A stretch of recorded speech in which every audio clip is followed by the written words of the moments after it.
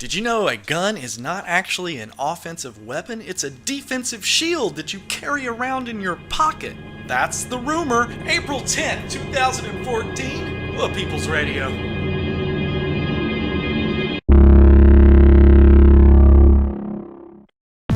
The People's Radio is brought to you by the working class. The thoughts and opinions expressed on the People's Radio do not necessarily reflect the thoughts and opinions of the People's Radio, of the supporters of the People's Radio, or of anyone else. You have been warned.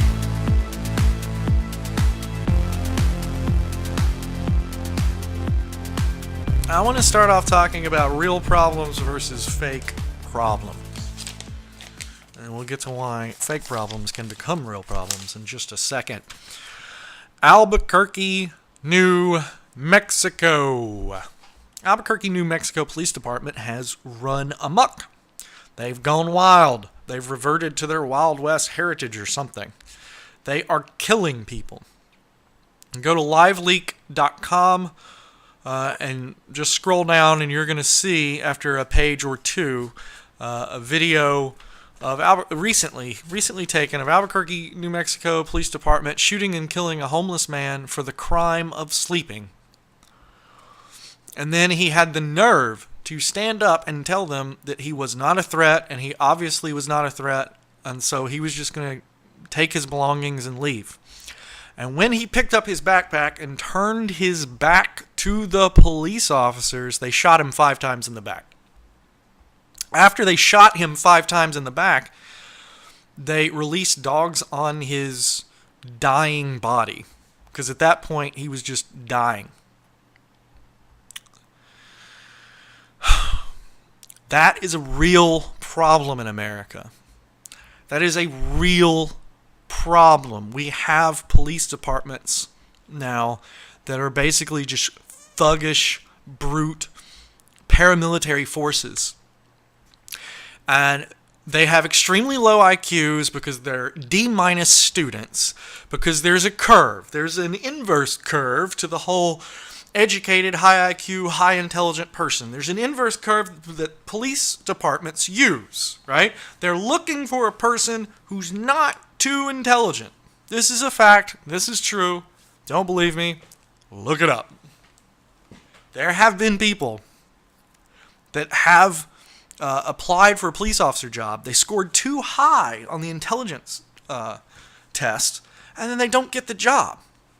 And people, first they think, holy crap, oh no, how could that be possible? We want smart cops. No, you don't want smart cops. You don't want smart soldiers. You want smart officers. You want smart people in charge. You do not want smart cops. You do not want smart military force, smart soldiers. You don't want it. Because they can question orders. They can actually question whether or not the orders you gave them was legitimate, whether or not what they're currently doing is moral and upstanding and right and just and good and constitutional and whatever word you want to use to describe it. You want cops to fall within a narrow band. You want them to be smart enough to drive the car and to do the paperwork, but you don't want them to be too smart to actually figure out that the court system is, rigged in the favor of white people and stuff like that. So, in Albuquerque, New Mexico, we actually have a serious problem. Don't believe me?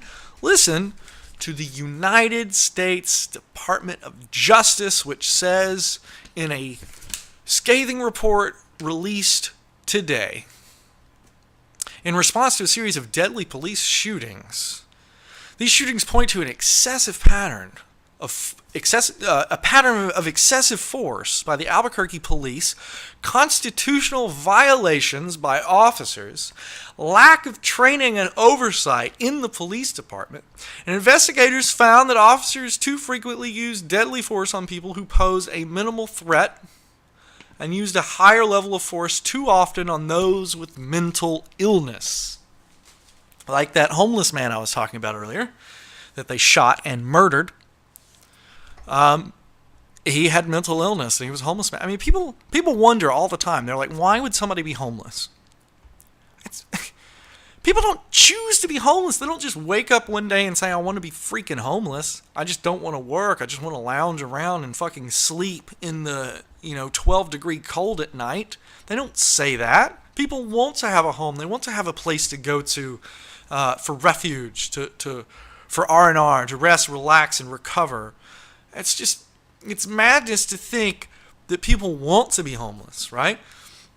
So what do we have? We have people in America who have mental health issues, but they're not getting proper treatment, right?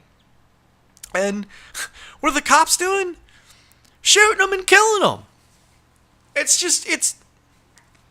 I'm ashamed of my country whenever I see stuff like that, because we're supposed to be the whole beacon of hope and liberty.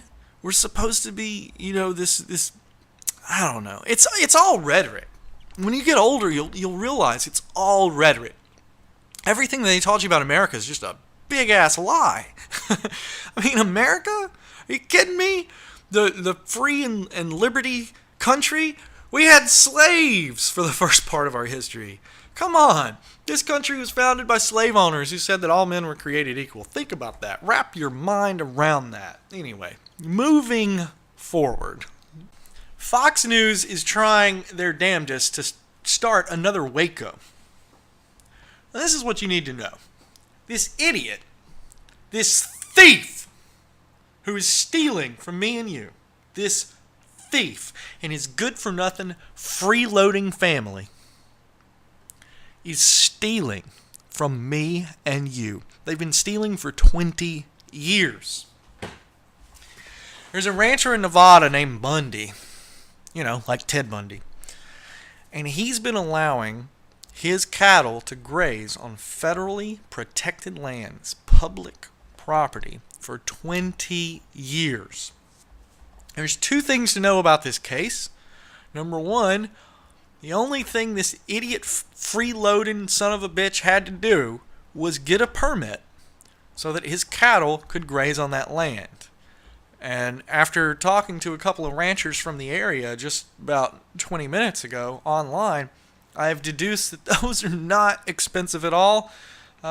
Pretty much if you're listening to me, you could probably afford it. So for 20 years, he has been allowing his cattle to steal from you and me. They've been grazing and roaming on our land that our tax dollars pays for. Land that I own, that you own, that we own. He's been stealing from us for 20 years. So the federal government kept giving him warning after warning. It's just like the IRS. People think the IRS is just going to show up one day, guns drawn, and they're going to kick in your front door and be like, hands in the air. You haven't paid your taxes. Obama is coming for his dues. It's not like that, folks. What they do is they send you a letter. And then if you ignore that, they send you another letter, more strongly worded. And then if you do nothing, they send you a third letter. This went on for 20 years. 20. 20 years this guy's been stealing from you and me. And the government has been warning him and telling him.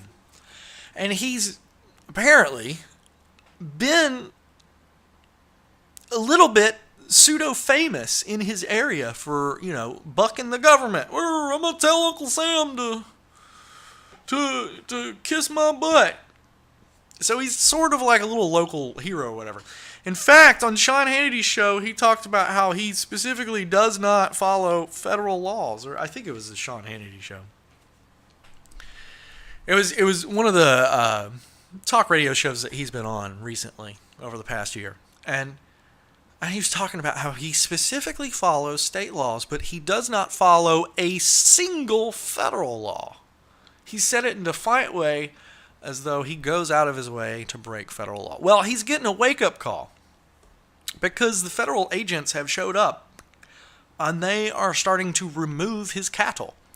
Now remember, his cattle is trespassing on our property, public federal government property. And for 20 years he's been doing this. And for 20 years they've been telling him, that's federal public property, stay off of it, or get a permit. If you get a permit for grazing on public federally protected lands, he can still let his cattle graze. All he's got to do is just get a permit.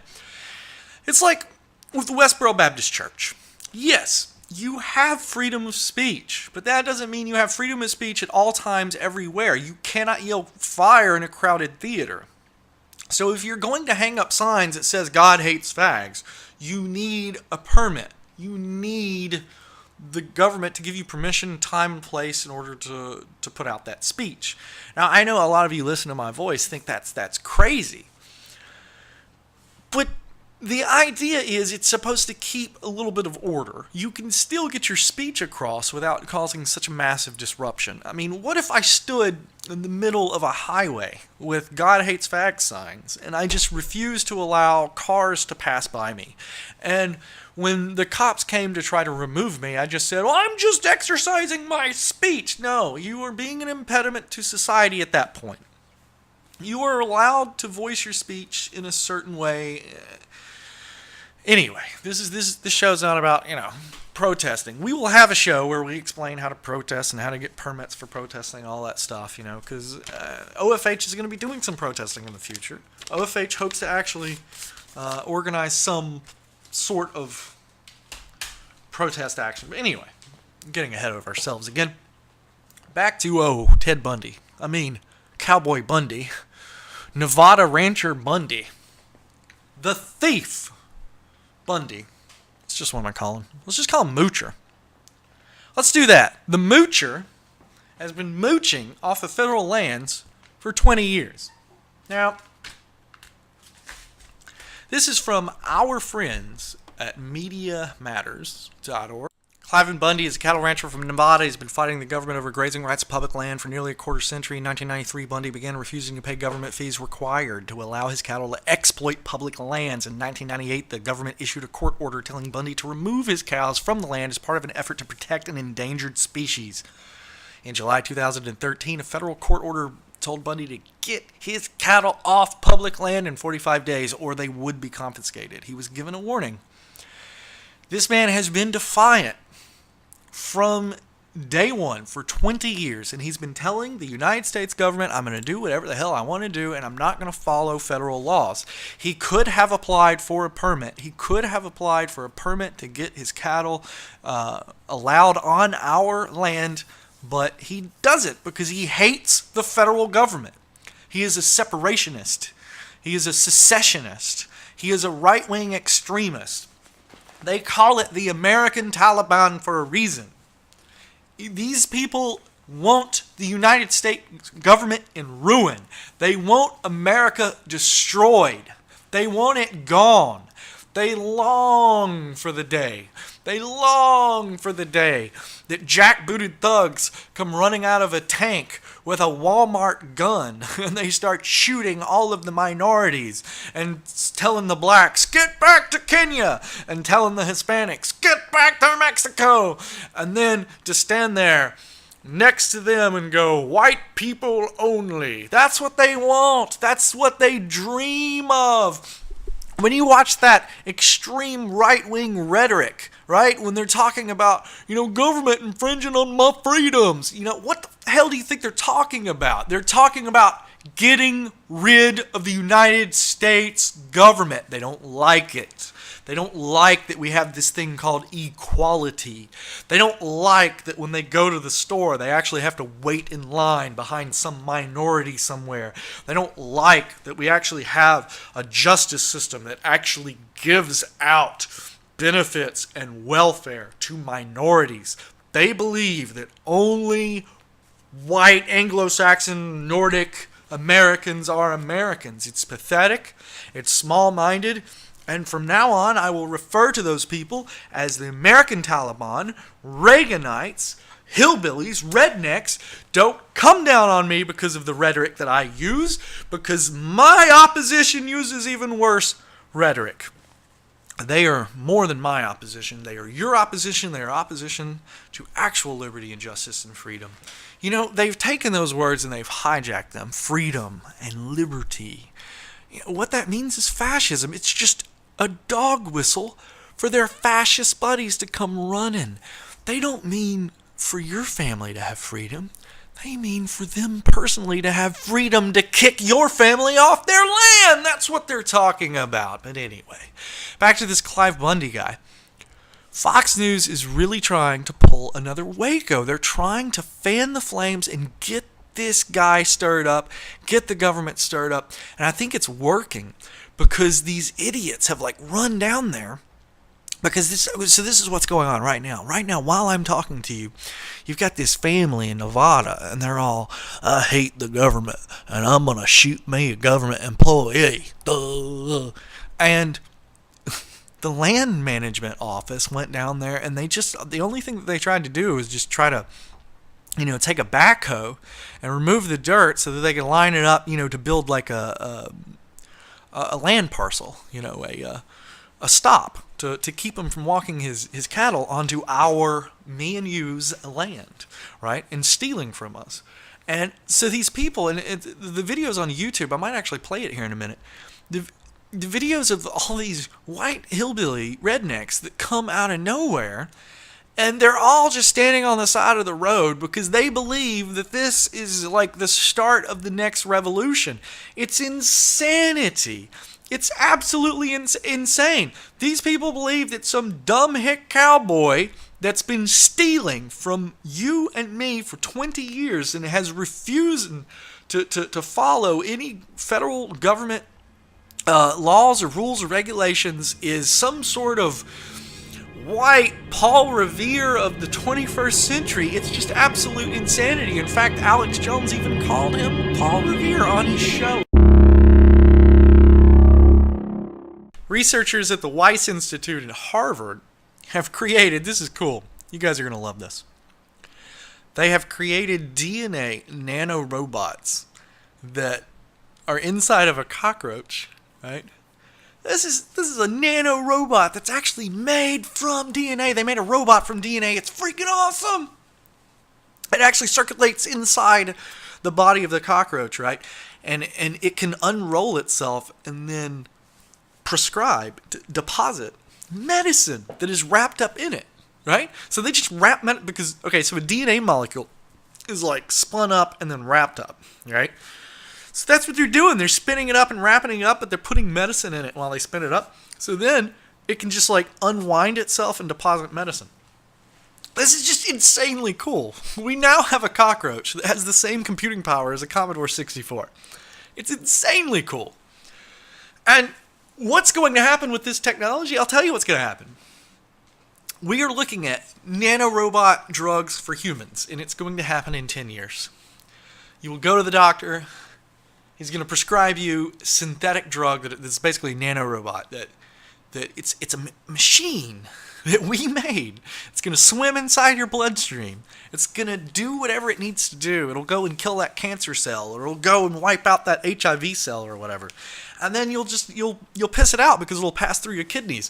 This is insanely awesome. This is the future. This is the singularity. This is what we are working for. This is happening. It is real. Every single day, when you turn on the news, I want you to realize this is absolutely real.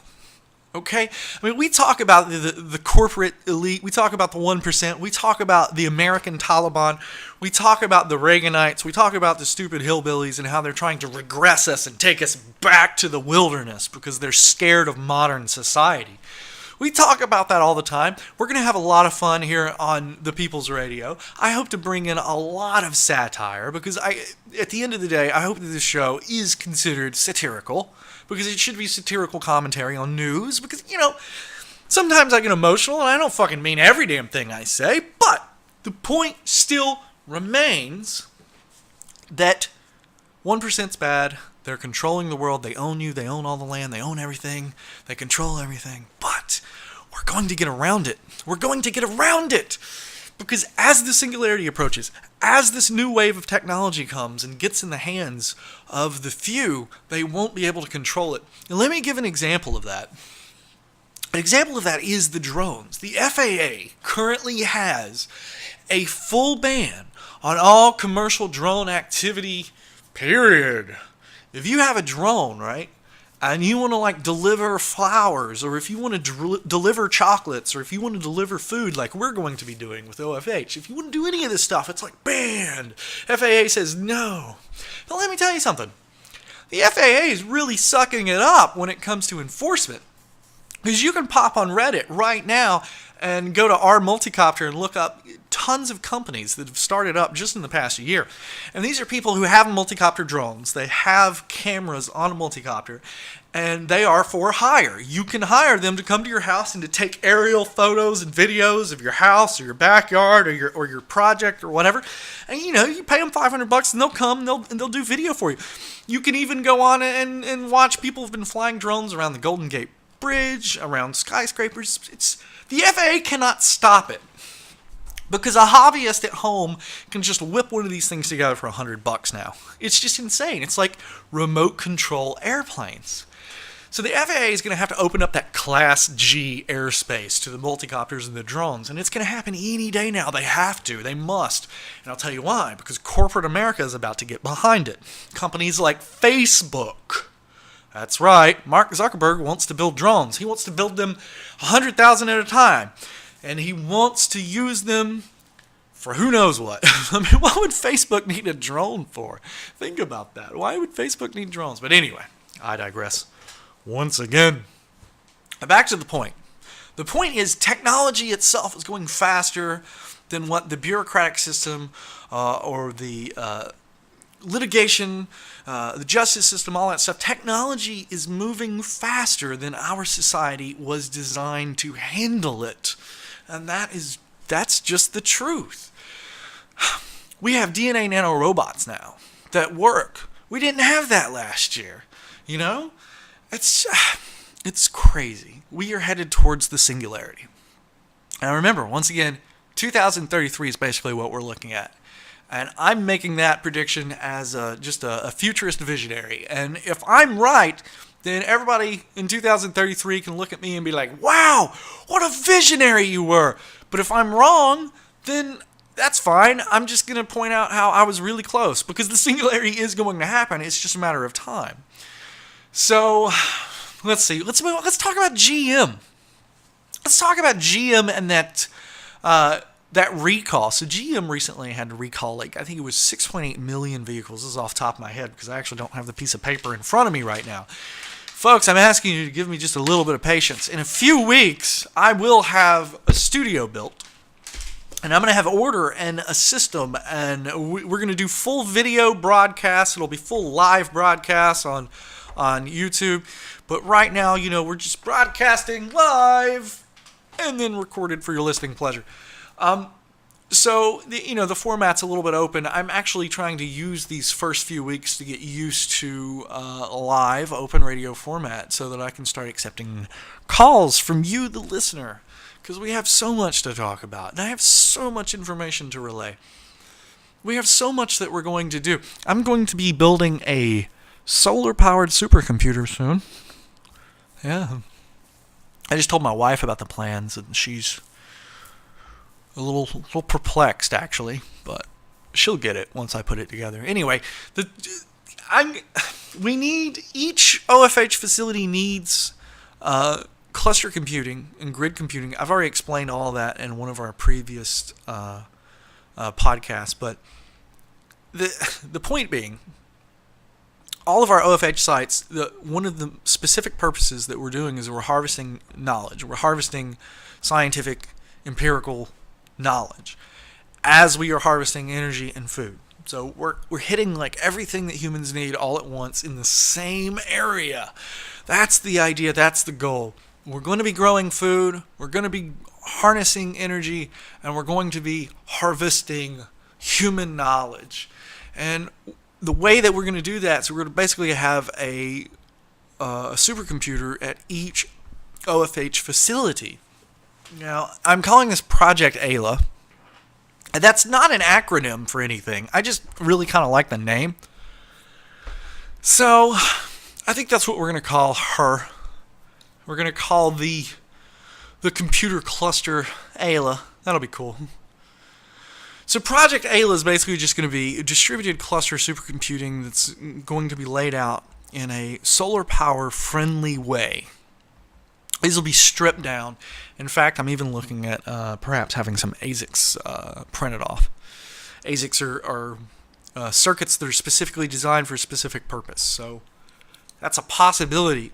The problem with doing something like that is that once you get that ASIC, that's it. It's only for one specific purpose, and if you try to use it for something else, you just wasted all of your money. So I think what we're just going to do is just do some cluster computing from salvage. I will take salvage computer parts, and I'll put them together and build a Whopper, and it's going to work. And we're going to call it Ayla, and it's going to be fantastic. Now let's talk about GM. GM had a recall on, I think, of like 8.6 million vehicles or whatever. And this is a recall that they knew about for years. You have to understand, they knew about this for like 10 years, right? And basically it was just the ignition switch in the car. And whenever you had like heavy keys, more keys on your keychain or whatever, once it was over like 6 ounces, 12 ounces, whatever the weight, while you're driving, they jingle back and forth and they rock back and forth and they move that key back and forth inside the ignition switch. And what they discovered is that these ignition switches over time start to become faulty and they have a short in them. And the actual latch itself, the actual physical latch that keeps it from moving to the off position once you turn it to the on position was too short. They put in the wrong part. They mass manufactured the wrong part, right? So here's the thing. It's like GM could have fixed this problem originally for like 67 cents. It was on the Daily Show. You can look it up, dailyshow.com. It was something like 67 cents, 47 cents per car. They could have fixed it originally, but instead they just decided to ignore it. And when I mean ignore it, I don't mean that they waited to see what would happen. I mean that they already knew about it. They already knew it was a problem. And the only way I know, because I worked in the automotive industry for years, I worked for GM for years. The only way that they could know that it's an issue is if it's actually causing problems. That's it.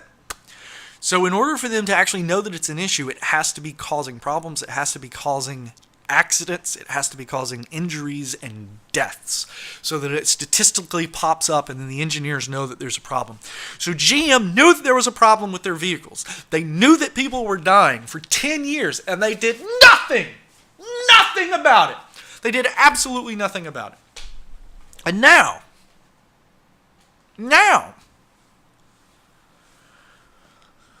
look at what they did.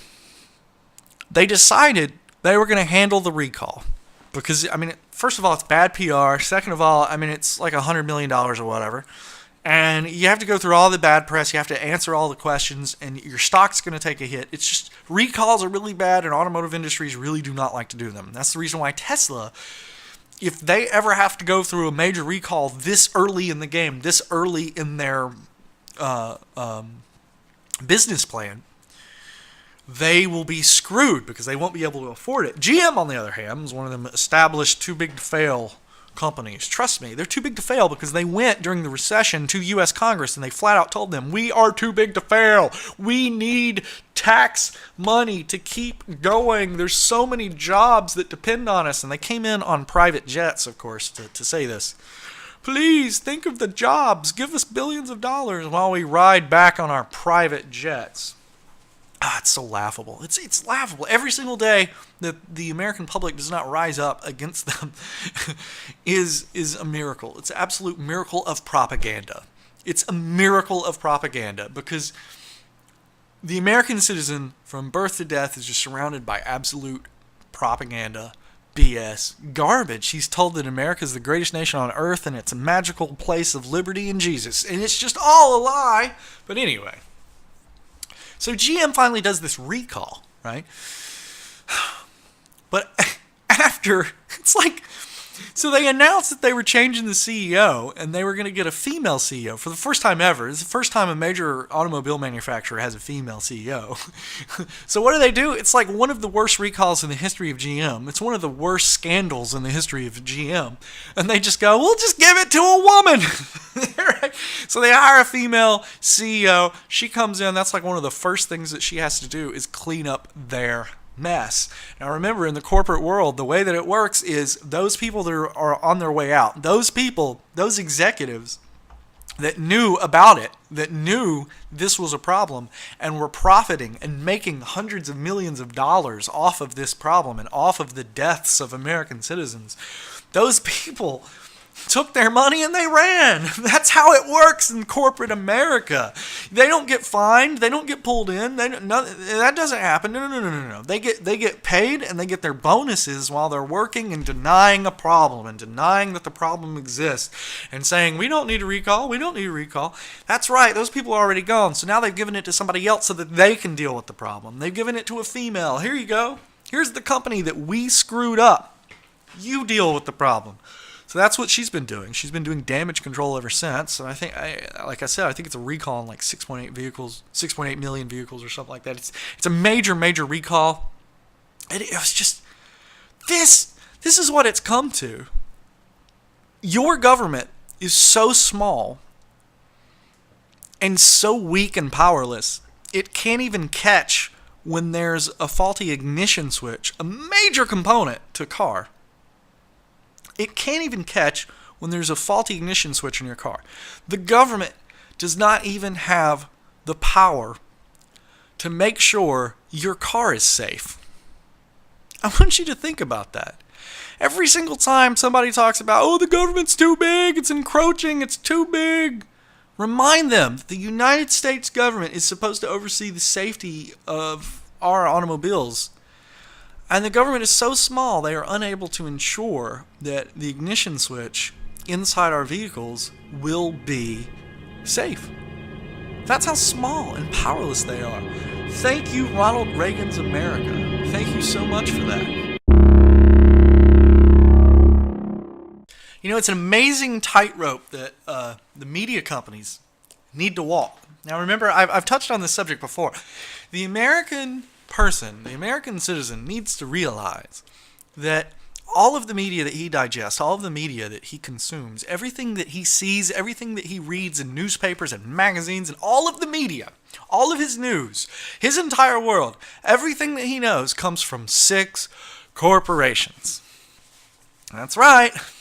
America's media is controlled by 6 corporations. It's a bubble. It's an information bubble. You think just because you're not watching Fox News, you've escaped the bubble? No. They rebrand the bubble. When you're watching MSNBC, you're watching Fox News. One of the largest owners of MSNBC is the family that owns Comcast. They're one of the biggest contributors to the GOP. Do not be fooled. The MSNBC is Fox News. It's just been relabeled as the liberal version, right? It's just... They're giving you what you want. They're giving you a product prepackaged and labeled with the label that you want. Oh, you want organic free-range news? Okay, MSNBC. Organic free-range liberal news. But same corporate garbage. The same corporate agenda. They have you talking about the same things. They have you divided on the same issues. It's the bait and switch, folks. Don't be fooled. They have you talking about one thing so that they can do something else. It's just like this bundy thing that I was just talking about. It's the bait and switch. It's a real problem versus a fake manufactured problem. The real problem is happening right now in New Mexico. The New Mexico Police Department has been found guilty of these charges by the U.S. Justice Department. They have a report that says that this police department has been running around doing all of these crimes and they've got you worried and focused on some stupid old man with a shotgun in Nevada. It's the bait and switch, folks. They're distracting you. They're keeping your attention away from what's really going on. And what's really going on is that Rome is burning. Your police department has become a military force. Your local cops have become thugs. They've become military. They will come kick in your door and shoot your family and your dogs. Meanwhile, let's not talk about that. Let's talk about this one rancher who's been stealing from public land for 20 years. But let's rephrase it as a man versus big brother argument, right? So Fox News is going to straight up take the side of the cowboy hick. Oh, he's just a little rancher, blah blah. You know what Sean Hannity said about that issue. Sean Hannity said that if we didn't allow this guy to let his cattle graze on public property, that the price of beef would go up for every American. I don't know how many cows this one guy owns. But first of all, there's no way he owns enough cows to affect the price of beef. Second of all, if this farmer actually had enough cows to affect the price of beef, what the hell, man? You owe us a lot of money. You've been grazing on public property for 20 years and you have amassed such a huge amount of cattle that it affects beef prices like worldwide? What the hell? Like, you owe us hundreds of millions of dollars. Oh, I tell you folks, it's bait and switch. They control what you think about because they control which news stories they're going to pick, and that is exactly how they influence you and they affect you and they decide what you think and what you're thinking about all the time. Does that not bother you? Does that not bother you at all? Like every day that you wake up, they already have like a pre-compiled list of every single thing that they want you to be thinking about, right? But it goes deeper than that because on any given day, there's, a million different topics and news stories to cover. Like right now, there's some, 12-year-old girl in Pakistan that, got shot and killed or whatever. In Iran, there's people being oppressed. In Iraq, some bomb went off because somebody tried to vote. In Russia, some gay guy tried to, pick up another gay guy, and now they're in jail. I mean, shit happens everywhere, every day. But they specifically pick and choose what you hear and what you talk about. Think about this. We just had this stabbing at this school, right? Now, I normally don't talk about stuff like that because I think bringing attention to it actually, worsens the problem because then people want to get famous. They want to be talked about in hindsight. When they flip and they go crazy, they're like, oh yeah, I'm going to go shoot up a whole bunch of people and then I'll be famous. And even though I'm dead, it'll be all right because I go out with a bang. So I think if the media ignores mass killings and mass shootings, they'll kind of go away because then the mental health, the person with the mental health problems won't be so inclined to go run and kill people because he won't see it as, as celebrity status is what I'm trying to say. But anyway, does it not bother you that the media companies just kind of pick and choose? Like we just had this stabbing, multiple stabbing, like 20 people got stabbed at this high school by this, stupid 16-year-old punk kid that he looks like, I saw the picture, and he looks exactly like what you would expect. He's like, the world doesn't know my true pain. He's just like this goth kid that just I'm going to stab people so that they'll know how my inner soul feels when my mom tells me to do the dishes. Teenagers. Their hormones are out of control. They don't know what's going on. They start to freak out over the stupidest crap. Like, what? What do you mean I can't go to Tommy Johnson's party on Friday night? I'm going to burn the house down and then stab 20 people at school. It happens. Kids have hormones. That's the reason why they need parents for guidance, counseling, to help guide them through this life, this thing that we call emotions. It's tough. It's difficult. And sometimes people need a little help. They need a little support. And parents are supposed to be there, but, whatever. We live in a new society now. We live in a new world now where parents have absolutely no blame whatsoever. It's the government's fault. Just remember that. It's the government's fault. Trust me, I know. I subscribe to these idiots and these morons and these lunatics on Facebook just so I can see what they're talking about. I listen to Rush Limbaugh almost daily. I listen to the other side so that I can hear what they're talking about because I want to know what they're talking about. I want to know what they're thinking about, why they're thinking about it. I want to know what BS they're pushing today. That's what I want to know. When you turn on Rush Limbaugh, you need to know it's just propaganda. He is a corporate shill. He is a mouthpiece, intentionally so. He is pushing an agenda just like I'm pushing an agenda. My agenda is to feed, house, and clothe every single human being on the planet. My agenda includes providing financial security to every single family on the planet. My agenda includes curing all diseases and all imperfections in the human race and the human genome. My agenda includes us eventually becoming transhuman, merging with the singularity, and living forever. That's part of my agenda. I'm trying to work on the final religion that mankind will ever need. Transhumanology, I think, is what I'm going to call it. Just because I like that word and it doesn't seem like anybody's used it yet. It's really hard to use a new word for the first time, Like, I wanted a word that would relay the merging of science and religion. But Scientology was already taken by some idiots that have a very non-scientific religion. So, whatever. It's hard coming up with a new word. But, since we're at a transhumanist movement, maybe we need, because humanology is like the study of, humans and human interaction and human behavior. Maybe we need a transhumanology. Maybe we need a study of the transhumanists as they interface with the singularity. How about that?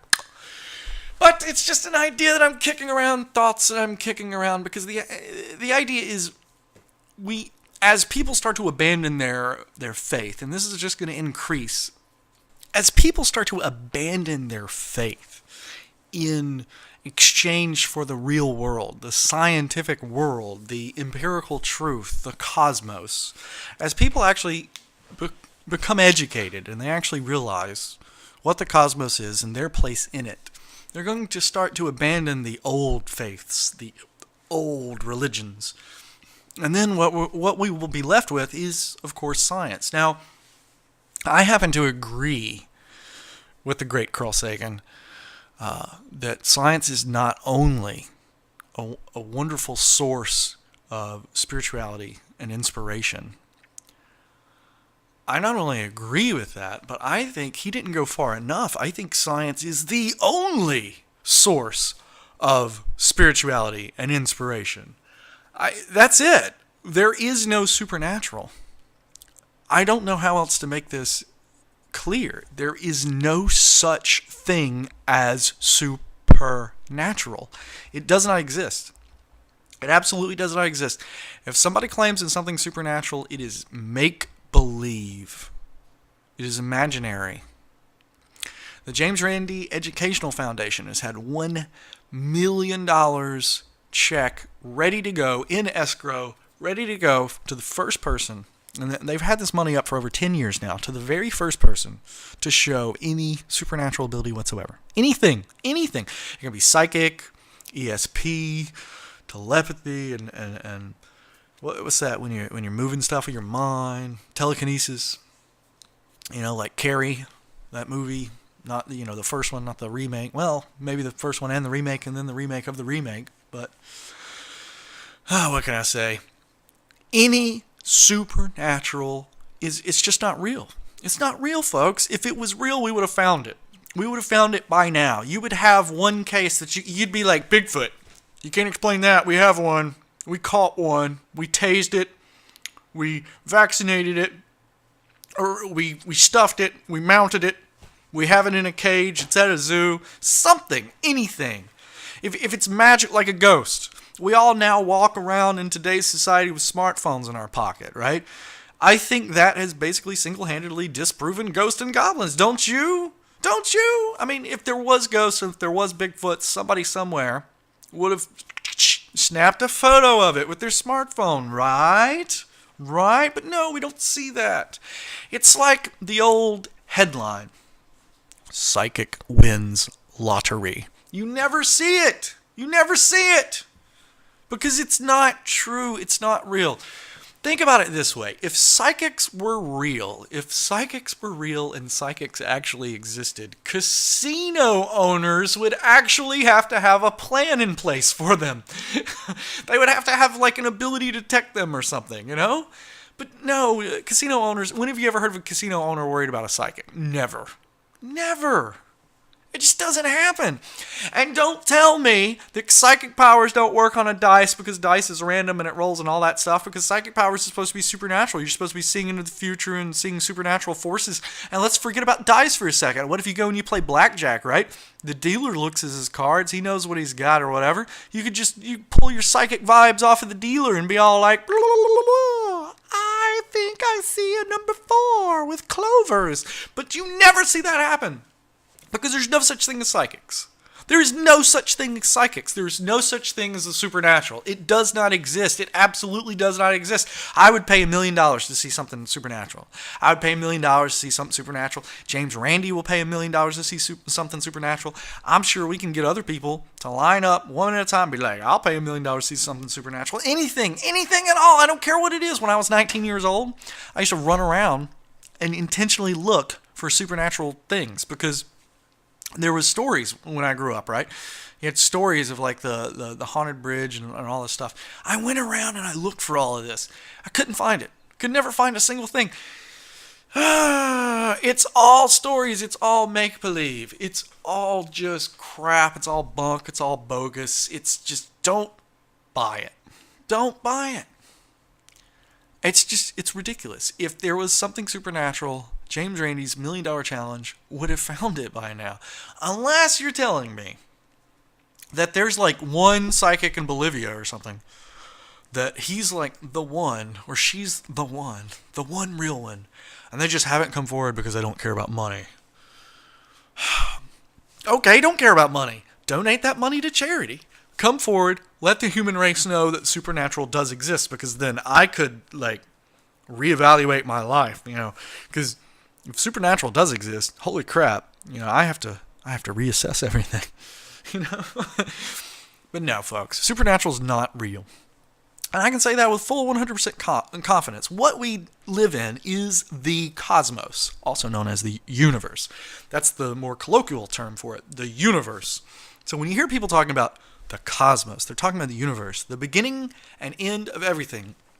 The cosmos is all that there is, ever was, or ever will be.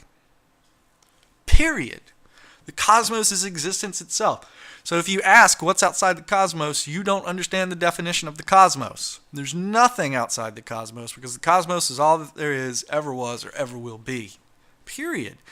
Now, if we discover one day that the universe itself is actually just a multiverse, and trust me, this is a very real possibility, and there are a lot of mathematicians and a lot of theoretical physicists and astrophysicists that believe that this is the reality of the cosmos, that it's a multiverse, and that we live in an infinite multiverse of infinite universes, that the universe is just one of an infinite number of multiverses. If this is true,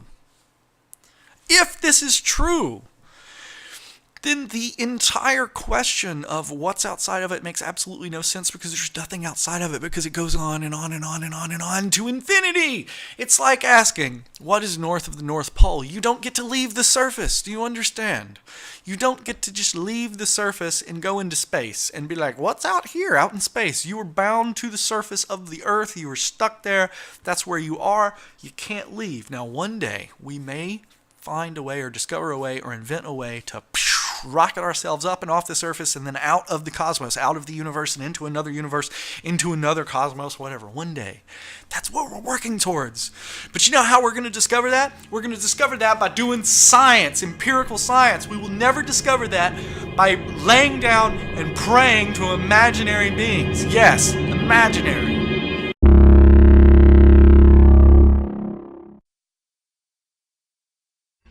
In our day, certain economic truths have become accepted as self-evident. A second Bill of Rights, under which a new basis of security and prosperity can be established for all, regardless of station or race or creed.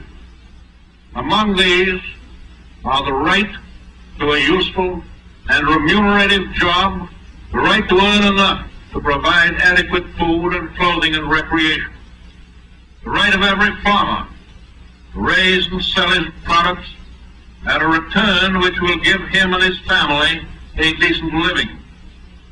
The right of every businessman, large and small, to trade in an atmosphere of freedom, freedom from unfair competition and domination by monopolies at home or abroad. The right of every family to a decent home, the right to adequate medical care, and the opportunity to achieve and enjoy good health. The right to adequate protection from the economic fears of old age, sickness, accident, and unemployment. The right to a good education. All of these rights spell security. And after this war is won, we must be prepared to move forward in the implementation of these rights to new goals of human happiness and well-being. For unless there is security here at home, there cannot be lasting peace in the world.